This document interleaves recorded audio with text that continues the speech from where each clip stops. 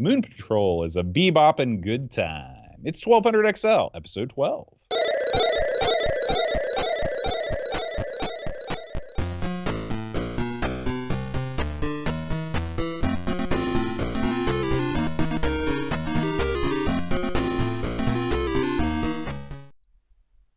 Hi, everybody. Welcome to 1200 XL. I'm John. And I'm Aaron. And today, Aaron, we're going to be talking about Moon Patrol. Oh. Now, Aaron, I'm sure that as a youth, you commonly had daydreams about outer space. That's true. That's absolutely. You wanted to be an astronaut. We've heard the stories about how you used to sit in your dad's vehicle. Tell us the story again. Well, I wanted to be an astronaut real bad, because Right. that was what you wanted to be when you were a little boy my age. And so the first thing we did, just to get the feeling of what it was like to be in the capsule, the landing capsule, if you will, we would take picnic benches, the long ones that, the long straight benches, and we would lean them against a tree. So we'd be at a slant, and then we would try to put our bodies on them without sliding off. That was the plan. And so what you had to do is you had to sort of wrap your legs around you put your shoes down and kind of grab hold of the tree, and then you could do your baloney, like Capsule 1, this is Lieutenant Aaron, Commander of the Space Fleet, blah, blah, blah. But that only had so much appeal because we kept falling off the benches. We also the benches kept tipping over. So That's no good. Well, that's when the mission was scrubbed right there, Boat, when that happened. And so my dad always had an endless parade of old cars that would sit around here because that's the West Virginia way. And we always had a car, and so we started getting into the car. Now you couldn't be in an angle in the car, but we just assumed at that point that you had already launched, and then we were in space. And you'd use the steering wheel and the gear shift and stuff to actually fly the spaceship because we just assumed it would be like a car. Like a 1979 lime green Mustang. I assume that's the same way a ship would be handled. It's funny. My buddy Logan and I did the exact same thing growing up. His dad had this old truck. People keep these old 50s pickup trucks around forever, right? Just sitting out in their yard. Yeah. They're going to be fixed up one of these days. You know how that goes. Yeah. So we got in there one summer and we were doing the same thing. We were doing the space launch countdown. Well, 5, 4, 3, 2. I hit the horn. Bam! All of a sudden, the wasps started to come out of the horn and attack us. And the mission was over. That was one of the hidden dangers of getting in those old cars. The space wasps. They were everywhere, and they used to camp out in the vents and stuff. I too. Although I will say that my experience with the space wasps was when we were playing Dukes of Hazzard in the old car, and the sheriff couldn't catch us, but the bees could and did. Yeah. So it's good to know that we have similar memories of playing space out in the yard. Now let's talk a little bit about this week's game, Aaron. Moon Patrol. So this game comes to us from the land of Japan. Lots of people may not be aware of this because this game was published and it was distributed in the United States by Williams, of course, an American company, but they licensed this from a company in Japan called IREM. Yes. Now, have you heard of IREM before, Aaron? I have heard of IREM, and this wasn't the first time one of their games got done like that. Hey, Williams had a good track record. And if you play Moon Patrol, it's not a lot like a lot of other Williams games. You know what I mean? Mm-hmm. It doesn't have the same kind of sound effects. It doesn't have the same kind of look to it. So you could sort of tell it was from somewhere else. But man, they saw a good thing and took it, and I'm sure they made themselves quite a bundle in the arcades on this game. That's right. This game was developed, like I said, by IREM. They were a Japanese company best known probably for Kung Fu Master, and R-Type is probably their longest franchise game. There's 8 pretty billion good games R-Types. right there, by the way. Yeah, they also did 10-Yard Fight. 10-Yard Fight probably not the best simulation of American football that's ever been devised, hey. I watched Rob Flacco Harris stream that one night just endlessly. I think it was the night of the Super Bowl or something. And I thought to myself, this is a patient man because I never liked that game at all. Horrible. Yeah. But I do give the Japanese credit for trying to program a game that they probably knew nothing about at the time. There you go. IREM actually started out, get this, Aaron, they started out making equipment for cotton candy stores. There are stores dedicated to cotton candy? You Where heard are it here they? first, folks. It's unfortunate that hasn't moved to the United States. No. But after the bigwigs over there saw Breakout, it wasn't Space Invaders that got them going. It was Breakout. They said, we could do this. And they released their first game, which I believe was a Space Invaders clone, in 1978. They went all the way up until 1996. They released their first and only PlayStation title, and I think it was kind of a flop. Another thing that happened, I guess, was the entire IRM headquarters, I think, was swept away in some sort of a typhoon / tsunami situation. That's so, horrible. yeah. Holy Yeah, it's cow. horrible. So, now, it's worth noting that in 1994, several employees left IREM to form a company called Nazca. Okay. Are you familiar with Nazca, Aaron? The name rings a bell, Boat. Well, it shouldn't ring a bell because they made a little game called Neo Turf Masters. Oh, there it is. That explains it then. Yeah. Wow. They also that's amazing. Yeah. So IREM, so these irate employees of IREM left and formed Nazca, went on to make Neo Turf Masters and Metal Slug. It all started, though, back with old Moon Patrol. Now, who was the man behind this game? We know this. This game was designed by a guy named Takashi Nishiyama, okay? He started out working at IREM, but then later on went to work at Capcom, Aaron. He created Kung Fu Master while he was at IREM, but he decided to go on, and Capcom hired him, and he made a little game called Street Fighter. Oh, yeah. That's awesome. Man, who knew that so many good games came from the bowels of Moon Patrol? That's amazing. That's right. That's right. After he created Street Fighter, SNK hired him away, and they said, listen, we want you to design a new game system for us. And then he created the Neo Geo. Wow. He's a genius, Bo. So, yeah. Moon Patrol is a good game because it was designed by a genius. Yes. That's what it all comes down to. Show's over. And most famously on the Neo Geo system, he created the King of Fighters series, which are you a big King of Fighters guy? Oh, yeah. I like King of Fighters just fine. And why am I not surprised by that? It's a great game with diverse characters. I think it peaked, I don't know, 90, I'm going to say 98, somewhere in that ballpark. Mm-hmm. But I mean, listen, the series rolled on, including the King of Fighters ex Capcom or something. They did a bunch of stuff with it. I mean, it may still be going on for all I know. I think it was amongst the last things released for the classic Neo Geo arcade system. So they may still be releasing them to this day. But yeah, this guy's pedigree is off the charts. Yeah, absolutely. So let's shift from the arcade version to the Atari version. Okay, so the Atari version of this game was released in 1983 by Atari Soft, and it's worth noting that almost all of the ports, whether they were for the Apple II, the Atari systems, the C64, the VIC-20, they were all published by Atari Soft. So they handled both their own port and all of the competitors' ports too. Pretty interesting. Yeah. The only port that was actually handled by IREM themselves was the MSX port, which makes sense since the MSX was sort of a Japanese deal. So let's talk about what this game is. So according to the documentation, you are a Luna City police officer. No. Okay. What? So okay. Wow. Well. So Luna City, probably taking place on the moon. Yeah. And you're assigned to, Aaron, get this, Sector 9, the home of the toughest thugs in the galaxy. Okay. Yep. Okay. Keep that in mind.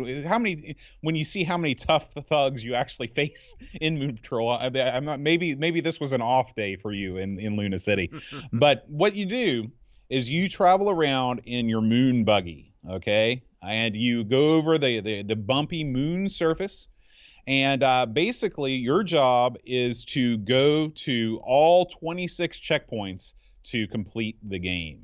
Basically, you just have to survive. You know, that I used to be a security guard, Boat. I know you're stunned by this, and so this falls perfectly in line with that old job because I had to go to checkpoints all over wherever I was guarding and like log in. So maybe that's sort of the same thing. These guys are doing the exact same gimmick, Boat. Yeah. Now, where were you a security guard at? Oh, a couple places, but my favorite place was in Kentucky. I did some security work for a old folks home, like a nursing home that had been shut down by the government, and the government had foreclosed on it. And oh my gosh! And it was right beside a real bad like area of town, and they'd had people breaking into it, and so they couldn't get anyone to work the night shift. Well, here comes Dummy. I was like, I'll do it. And went in there and got my little fake cop outfit on. And right away, I got to the parking lot of this place, and they were like thugs or toughs, if you will. And they were lingering around the parking lot. And so I thought to myself, well, this is no good. And so I walked up to the head tough boat. And I said, listen, this is a government facility, don't you? And they're like, yeah. And I go, this place happened to have like almost like a bell tower. I said, do you see that bell tower right there? The guy's like, yeah. I was like, they're coming in Tuesday to install the latest in photo identification software. And if you're caught on camera, not only will they know who you are, but they'll be able to pull up your record. And the guy's like, oh, yeah? I was like, yeah. I was like, listen, I said, I don't want any trouble. I would tell your buddies to not come around to this particular parking lot. I never saw another person there. Man, that's the truth. You should have a job as a de-escalation officer in like high-pressure hostage situations. Listen, that's awesome. I'm an old-school baloney dealer, Boat. You know that. So I do know that. But it worked. So most of the time I sat there and playing Dreamcast and drinking pop. That's what I did. But occasionally I would do my rounds. So there you go. Just like Moon Patrol. We could tie it right in. So this is with the story out of the gripping story out of the way. Your job is to basically, this is a side-scrolling game where your moon buggy is seen from the side and UFOs swoop down from the sky to try and destroy you or make your path impassable by bombing craters into the surface of the moon. So, basically, that's the entire game. Now, Aaron, the first time that you played Moon Patrol, what did you think? You mean this Moon Patrol or Moon Patrol from the arcade? Which one? Let's just they're almost the same game, so we can talk about them both in tandem. No, they're not. So I owned a Moon Patrol arcade game, which was one of the first games I ever owned. It played blind, unfortunately, so I never actually got to play the game that I owned. I didn't have a monitor to put in it, but I have played this game a lot over the years in the arcade. I mean, I've played it a ton. It's one of my favorites. We both love the music. We've both played this tons of times. It's a literal stone cold bam arcade classic, okay? And so I have a pretty good idea of how the levels are supposed to go and how it's supposed to feel. I will say that my earliest exposure to a home port of Moon Patrol were on the CoCo, where you would get various knockoffs of the game. Of course, they weren't going to license jack squat on there, so I did not play the Atari version all that much until this week, where I really sat down and played a ton of it, Bode. Oh, okay. So, I am not nearly as in deep with Moon Patrol in the arcade versus the home port. To me, aside from the graphics, they played pretty similar. So, break down the differences for me. Well, right away, I mean, I like the fact that it's got the music from the arcade that comes up when you start the game, and they got that part right. Listen, I'm gonna come right out and say it. I hate the way the moon buggy looks. Okay, well, that's the elephant in the room. I'm exposing the elephant right now. Your moon buggy looks like something from Calamari Damacy. It's just like a raging pile of crap that's coming forwards. They did a horrible job on that moon buggy. It is crap. No, it's so distractingly bad that I can't hardly play. I just keep looking at this and thinking, how is this moving? I mean, you're not wrong. What did you think of this thing? It does look like an abomination. I wonder what, obviously you've got like your little turret where the windshield is. Yeah. And then you've got the nose of the thing sticks out like a Stingray Cobra. It's like a Bob Hope car. You've got tank treads. Yeah. It's a very odd looking thing, and you're right. You can't look away from it. Or like it's like they took Mr. Burns and chopped off everything below the nose and just put that's it very on accurate. treads. I do like that. Yeah. So I don't know what that. And the thing is, listen, the game has all the elements are there. I mean, not all of them, but most of them. You've got you go from point A to point Z. Every level. I've always liked that element. I like the way they did the checkpoint system in the arcade. They carried that over. Does it have multi-tiered scrolling? Yes, it does, stunningly. Yeah. And it's not just city. You also get like moonscape and stuff. There's actually an incline. They got a lot of it right, okay? But they got a lot of stuff horribly wrong. And the two things that come the worst offenders, of course, the jalopy that you drive around, and also the people that come to get you. Their ships look equally crappy. At least there was no quarter taken or given. The aliens also look they're driving space junk. And particularly the yellow aliens. These ships look like crap boat. And when they come out to fight you, it's just like, it looks like all the ships involved were pre-exploded before the game started. So that, I mean, that right there takes away a lot of my enjoyment from the game. Something else I didn't like in this game was the hit detection. In the arcade, like when the guys are dropping bombs on you from space, like they could be so close that you drive through the little clouds of puffs of smoke to where it hits the ground. Not in this game. If their bombs are anywhere near you, you explode violently. It drives me nuts. I didn't like that either. The bombs are huge in this game. They're as big as your car. I mean, it looks like they're dropping smaller, uglier cars on your car. So there's also that problem. I didn't like any of the aspects of that. I mean, I think it controls okay. Of course, we're in the realm where you're hitting up for jump and you're using a button to shoot. Now, I can get over that most of the time, but I'm not going to lie to you.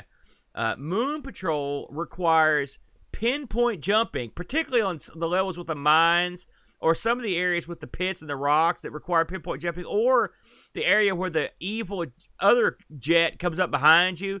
You've got to have precise jumping, and up for jump for me was a difficult proposition, Bode. Now, in the arcade, because I don't think I've ever played this in the arcade, it is a 2-button game, right? Button for jump, button for shoot. Absolutely, yeah. You've never played this in the arcade? No, Holy never. smokes, I played it on MAME a bunch, but I've never played it in the arcade. Oh, my God. Yeah, it's 2 buttons. And up for jump, like I said, you lose the precise jumping detail that you would expect from a button, and it's not, so that aspect of the game also makes it difficult for me.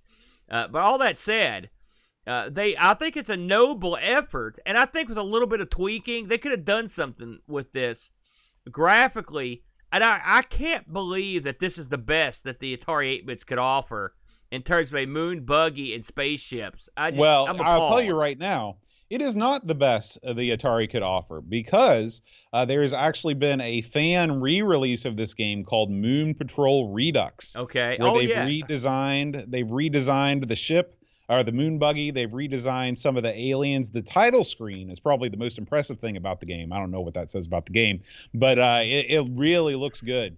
And so there has been an effort to sort of make this better, but man, I think you're being just a little bit too hard on all Moon Patrol. Does it look arcade perfect? No. But to me, it captures the spirit of the arcade game, because the speed is not compromised, the tune is there, and you get the different stages. You get the mountainscape, you get the cityscape, and you get the incline. Like, I feel like those are the things that you really need to have, as well as the whole checkpoint system.